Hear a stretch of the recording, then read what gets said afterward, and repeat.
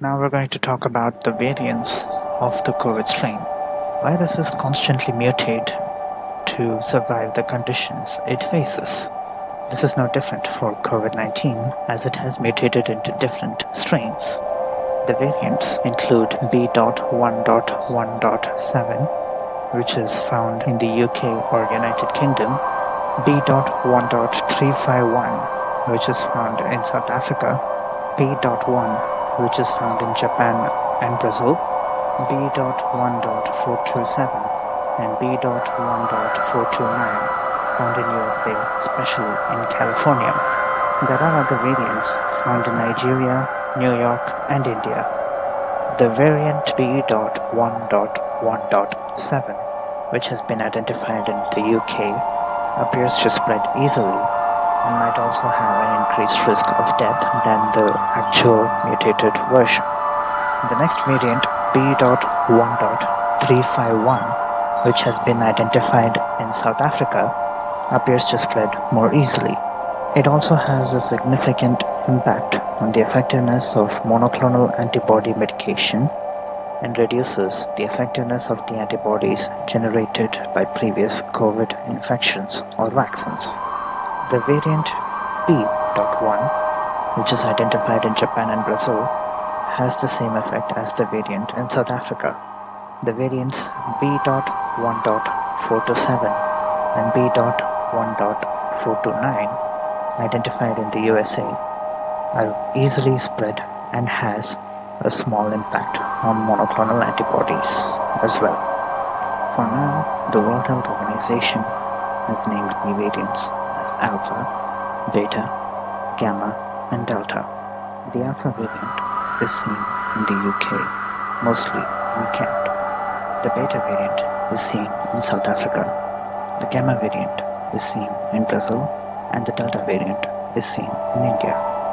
This mutation happens for the spike protein, which makes it easy to infect and spread. The Alpha variant was first seen in Kent, UK, during the later days of September 2020. By the end of October 2020, a total of 3% of the cases in England were of this variant. However, by the start of February 2021, almost 96% of the cases were of this variant, causing a third wave. This also became dominant in USA due to its effective spread than the previous strain from Wuhan. It is also estimated to be 30 to 70% more effective than the original strain. However, it doesn't escape the antibodies from natural infection or vaccines.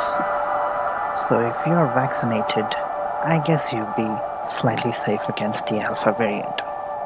The Beta variant was first detected in South Africa at the start of October 2020, but wasn't announced until December 2020, as the authorities said it infected younger people more than the previous virus strain. Since then, it has spread to more than 80 countries. This variant carries a mutation in the gene, and the mutation is called E484K. This mutation helps the virus to elude or escape or evade a person's immune system. The Gamma variant is believed to have emerged in mid-November 2020 in the Amazonian city of Manaus in Brazil, which was already hit with 2 waves of the virus. Mutations make it more transmissible and give it the ability to escape previous immunity. The data collected in the city had suggested that the variant may be twice as transmissible as the previous strains and could evade up to half the immune defenses from previous infections. The Delta variant was first detected in October of 2020 in India, leading to the second wave. This strain includes mutations, making it more transmissible and help it evade the body's immune response. UK had recently stated that the strain is 40% more transmissible than the Alpha variant, which itself was more transmissible than the original strain. The vaccines also appear to be less effective against the strain. Scientists say that this is the worst strain so far. So please try to stay vaccinated even if it doesn't help for the Delta variant much. And here's a picture of the mutated strains. As you can see, the UK variant, South Africa variant, and Brazil variant, there is a mutation of the N501Y. This helps the virus to spread more easily. The mutation E484K seen in the South African, Brazil, and in some UK variants affect the antibody response. The mutation B681R and L452R might help the Indian variant spread even more easily. So what are the diagnostic methods? The diagnostic methods are PCR and SIR. PCR, or polymerase chain reaction, is a method which gives a more accurate result compared to antibody testing in asymptomatic stages. The only drawback with this method is that it takes hours to yield results.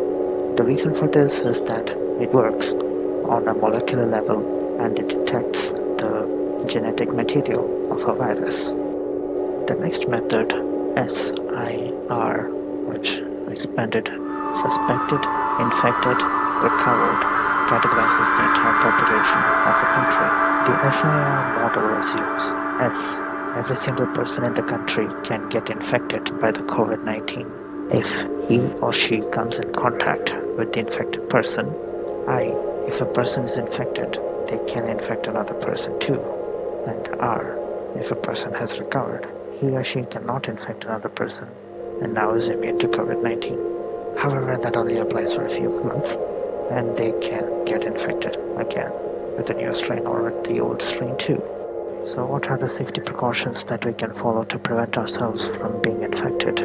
We must first cover our mouths and nose while coughing or sneezing. We should wear a face mask when going to crowded places or visiting an infected person. The basic symptoms are dry cough, sneezing with sputum, and headaches.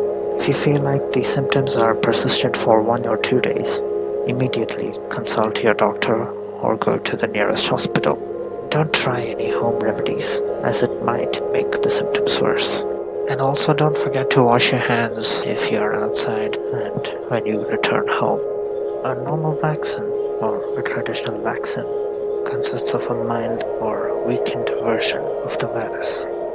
This weakened version of virus is injected into the body, and this version won't cause any harm to the body. It will actually help the body to produce more antibodies specific for this virus. When the weakened virus particles are detected by the immune cells, they start producing antibodies for this, and when the actual virus enters the body recognizes the antibodies required for this and produces the antibodies. Also, don't self-medicate when you are vaccinated, as it can have adverse effects. The first type of vaccine that was used or conducted during the start of the pandemic was the mRNA vaccine. It works differently by instructing the cells of the host to produce spike proteins for the SARS-CoV-2. By injecting the vaccine, the cells start producing spike proteins, which stimulates the immune cells to produce antibodies specific to these spike proteins. This vaccine takes lesser time to develop compared to traditional vaccines because the inactivation process is skipped. There are also other vaccines, namely Sputnik V, Covaxin, Covishield, etc. The Sputnik V is a vaccine produced by Gamaleya Institute in Moscow, Russia. It was rolled out with a lot of controversies and was not considered by many countries. Later on, scientists conducted experiments and had mentioned that the benefits have been demonstrated. It is an adenoviral-based vaccine. The adenoviral vaccine means it uses an adenovirus as a vector to deliver a gene to cells with instructions to make a protein that are required for the body to function properly. This vaccine is used to fight the COVID-19. It delivers the gene to the cells, which make or produce SARS-CoV-2 spike protein, which activates the immune system. Covaxin is a vaccine which is produced by Bharat Biotech. This vaccine must be given in 2 doses, 4 weeks apart. It has an efficiency of 81% and it is an inactivated virus vaccine. The vaccine contains inactivated viruses, which cannot infect a person, but still can teach the immune system to prepare a defense mechanism against the active virus. Covishield vaccine, also known as Oxford AstraZeneca, is manufactured by the Serum Institute of India, which is the world's largest vaccine manufacturer, and I knew that for about a week or so. The vaccine is also given in 2 doses with an interval of 4 to 12 weeks apart.